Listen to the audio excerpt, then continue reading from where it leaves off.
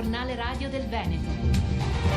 Sabato 13 marzo 7:18, prima edizione. Buongiorno da Luca Colombo e Giorgio Bonomi in studio. Buongiorno da Davide Baldo al banco di regia per l'assistenza tecnica. Titoli. Da lunedì anche il Veneto in fascia rossa, le scuole pagano un prezzo altissimo, didattica a distanza totale, neppure i nidi risparmiati, famiglie in seria difficoltà. Evasione fiscale mascherata con crediti d'imposta fittizi, 2 società coinvolte, 3 indagati, sequestro di beni e contanti per oltre 700.000 euro, operazione della Guardia di Finanza di Vicenza. Anche in Veneto verifiche sulle reazioni avverse al vaccino AstraZeneca, benefici nettamente superiori ai rischi potenziali. Calcio, oggi in B tocca a Venezia, Chievo, Vicenza. Nell'anticipo casalingo di ieri il Cittadella ha battuto il Pisa 2-0. Il meteo, tempo poco nuvoloso con nebbie diffuse in dissolvimento al mattino, temperature minime in calo e massime in aumento, mare poco mosso. Il traffico sulla principale rete autostradale regolare, ci comunica la Polizia Stradale del Veneto. Dunque da lunedì il Veneto entra in zona rossa con altre 11 regioni, 8 quelli in arancione nella nuova mappa Covid. Si attende l'ufficialità. Tra le conseguenze più pesanti la didattica a distanza al 100% per le scuole, compresi scuole dell'infanzia e nidi. Per moltissime famiglie conciliare la cura dei figli piccoli e il lavoro per settimane sarà parecchio complicato. L'indice di propagazione del contagio RT in regione all'1,28% è stato determinante per la decisione del governo. Da lunedì anche il Veneto entra in zona rossa, nonostante l'incidenza dei casi ogni 100.000 abitanti sia ancora sotto il limite di guardia. Del resto, come ha spiegato il presidente Zaia nel consueto punto stampa a Marghera, il virus in regione sta correndo, con una percentuale della variante inglese sui nuovi casi al 70%.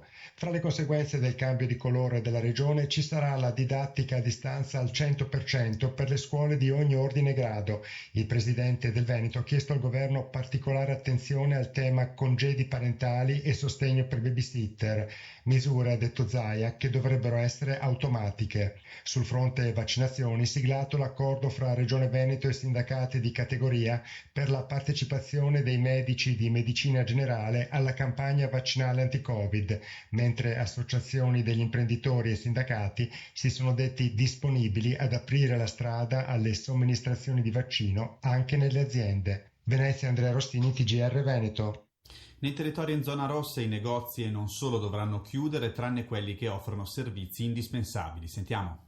Dai ristoranti ai centri commerciali, dalle scuole allo sport, lo scenario che cambierà da lunedì sarà di fatto un lockdown. Chiuse le scuole di ogni ordine e grado, asili nido e materne compresi, scatta la didattica a distanza, negozi, bar, ristoranti resteranno col lucchetto ma aperti solo per l'asporto. Aperte tutte le attività riconosciute di prima necessità, tra cui farmacie, edicole, supermercati, alimentari, negozi di elettronica, ferramenta, librerie e cartolerie. Sport individuale solo all'aperto. Si potrà uscire di casa solo per comprovate esigenze lavorative, motivi di salute, situazioni di necessità. Nessuna possibilità di andare a trovare parenti e amici una volta al giorno. Sarà dunque una Pasqua blindata, come già accaduto a Natale. Tutta Italia in rosso il 3, 4 e 5 aprile, dal venerdì santo al giorno di Pasquetta. In quei 3 giorni sarà comunque possibile effettuare una visita al giorno all'interno della regione, massimo in 2 adulti con minori di 14 anni o disabili non autosufficienti conviventi tra le 5 e le 22. Inevitabile l'aumento dei controlli. Fino ad oggi le forze dell'ordine si sono concentrate ad evitare gli assembramenti. Da lunedì, con la mobilità drasticamente ridotta, si cambia registro. Controlli a tappeto, mirati soprattutto agli spostamenti nei territori regionali e tra le diverse regioni, esattamente come un anno fa. Marco Marchesini, TGR Veneto. Il sequestro del lotto AstraZeneca su cui AIFA, l'Agenzia Italiana del Farmaco, sta facendo verifiche. In Veneto la maggior parte delle dosi disponibili è stata somministrata senza comportare reazioni avverse gravi. Nel servizio Carlo Bramezza, direttore generale dell'ULSS 7 Pedemontana, e Ugo Moretti del Centro di Farmacovigilanza del Veneto. Le dosi distribuite in Veneto del lotto AstraZeneca ABV 2856 sono state 20.000, quando l'Agenzia Italiana del Farmaco ha ordinato il sequestro precauzionale. Negli ospedali sono arrivati i NAS, che però hanno bloccato solo una minima parte di dosi, le 3.000 rimaste, perché le altre 17.000 erano già state somministrate. La USL 7 Pedemontana aveva già distribuito più di 1.000 dosi senza che vi fossero anomalie. Non abbiamo avuto nessun evento avverso di quei circa 1300 dosi che abbiamo utilizzato di quel lotto, e adesso il lotto è sequestrato e faranno tutte le indagini del caso. Fondamentale proseguire con la campagna vaccinale che sta già dando grandi risultati. I vaccini funzionano e lo dimostra il fatto che nelle case di riposo dove sono stati tutti vaccinati i nostri anziani non abbiamo più avuto nessun caso di positività. I vaccini funzionano e bisogna assolutamente che la nostra popolazione venga a vaccinarsi. Gli eventi avversi capitano, ma il beneficio dei vaccini è incomparabilmente superiore. Non so se molti lo ricordano, ma qualche anno fa avevamo avuto un caso simile con i decessi legati a un vaccino influenzale a dicembre. Anche lì in quel caso c'era stato il ritiro di un lotto sempre a scopo cautelativo. La conseguenza fu che nell'anno successivo molte persone non fecero il vaccino influenzale e aumentarono di molto i decessi proprio legati all'influenza. Davide Piriocos, TGR Veneto. Scoperta dalla Guardia di Finanza una frode fiscale per oltre 700.000 euro da parte di 2 società vicentine che forniscono servizi di consulenza in materia di amministrazione, contabilità e tributi. Sequestrati conti correnti e autovetture a capo di 3 soggetti rappresentanti legali delle 2 aziende. Secondo la ricostruzione delle Fiamme Gialle avrebbero compensato in maniera indebita, grazie a crediti d'imposta fittizi, i propri debiti nei confronti del fisco, cedendo parte di essi a ulteriori soggetti economici e ricevendo in cambio un corrispettivo pari all'1,9% del valore degli stessi crediti. E ora lo sport con il calcio di Serie B. Oggi alle 14 Ascoli Venezia e Lecce Chievo, alle 18 Lanerossi Vicenza Empoli. Ieri sera il Cittadella ha battuto il Pisa. Dopo 4 turni senza vittorie e un solo successo nelle ultime 10 partite, il Cittadella torna a centrare l'obiettivo dei 3 punti. Al tombolato, i Granata si sono imposti per 2-0 su di un Pisa rimaneggiato. Il primo gol all'8º, lancio di Gargiulo sulla sinistra per Ciasù, bravo ad addomesticare il pallone e ad infilare Gori sul primo palo. Protesta il Pisa reclamando la posizione di Frank Ciasù sul filo del fuorigioco. Per il direttore di gara tutto è nella norma, gol convalidato. Il Cittadella è galvanizzato al 13°, nuovo pericolo per la porta dei toscani con un tiro cross di D'Urso, Proia non arriva e la palla finisce sul palo. Fatica il Pisa ad imbastire una reazione. L'occasione migliore al 19° con Mazzitelli, buona la sua giocata per scoccare il tiro, la palla però esce. I Granata insistono, 30°, corner di Branca e colpo di testa di Proia in gol, 2-0, gran tempismo per la sua 6ª rete in campionato.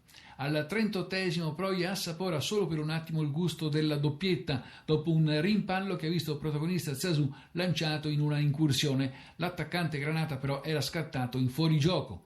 Nella ripresa poche le emozioni. I locali, rimasti in 10 per l'espulsione di Branca al 34°, non sono mai stati impensieriti più di tanto dal Pisa, comunque sempre vivo. Il Cittadella consolida la sua presenza in zona playoff. Barnaba Ungaro, TGR Veneto. Torna il settimanale televisivo della TGR, oggi alle 12.25 su Rai 3. Sentiamo quali sono i temi del numero di oggi. Torna il settimanale in questa puntata. Viaggio nei paesi e nei campi sommersi dalla cenere dell'Etna. Bar e ristoranti aperti ma niente liberi tutti. La vita da zona bianca nelle ultime 2 settimane in Sardegna. Un'eccellenza famosa nel mondo, ma l'arte sartoriale napoletana soffre la crisi.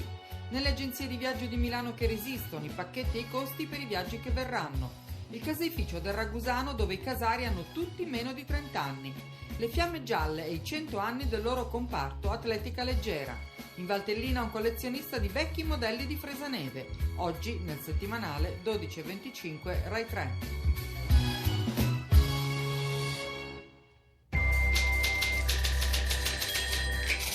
La rassegna stampa, Corriere della Sera, contagi su da 6 settimane, chiusura per 10 regioni da lunedì, stretta in Lombardia, Piemonte, Veneto, Emilia-Romagna, Lazio. Il Gazzettino, il Nord-Est torna rosso, ci risiamo un anno dopo, sempre in prima AstraZeneca, in Veneto solo, tra virgolette, 12 reazioni serie su 48.500 vaccinazioni.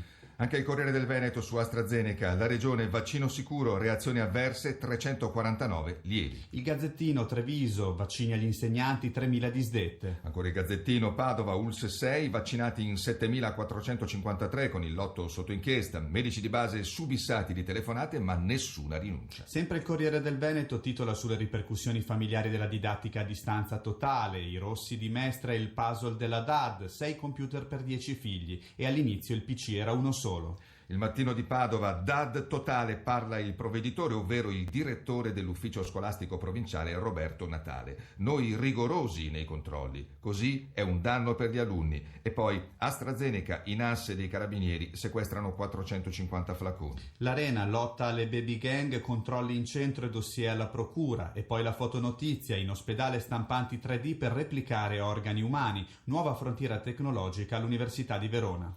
Il Giornale di Vicenza, l'appello dall'ospedale di Sant'Orso, infermieri allo stremo, basta Covid Hub, diluire i ricoveri. E poi TAV, cantieri in città per 6 anni e mezzo, il costo delle opere sale a 850 milioni. La Repubblica, fede e coraggio, i preti verdi difendono la terra. Tra le testimonianze troviamo anche l'intervista a Don Albino Bizzotto, voglio salvare il Veneto, le grandi opere lo stanno distruggendo. A proposito d'ambiente, il mensile Nigrizia dei missionari comboniani, nasce presso la casa madre dell'ordine a Verona, titola nel numero di marzo ai cinesi altre 9 concessioni forestali per 2 milioni di ettari da parte della Repubblica Democratica del Congo, dove sono stati assassinati il nostro ambasciatore Luca Attanasio e il carabiniere Vittorio Iacovacci. Nigrizia scrive del pericolo di un aggiramento della moratoria sul disboscamento a scopo industriale. Dopo l'Amazzonia, la foresta pluviale del Congo è il secondo polmone del pianeta, assorbe 1 miliardo 200 milioni di tonnellate l'anno di anidride carbonica.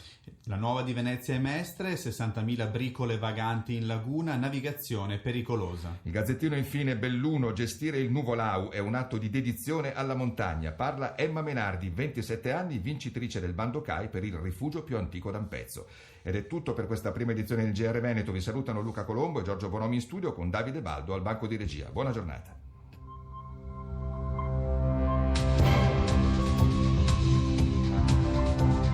Abbiamo trasmesso TGR, Giornale Radio del Veneto.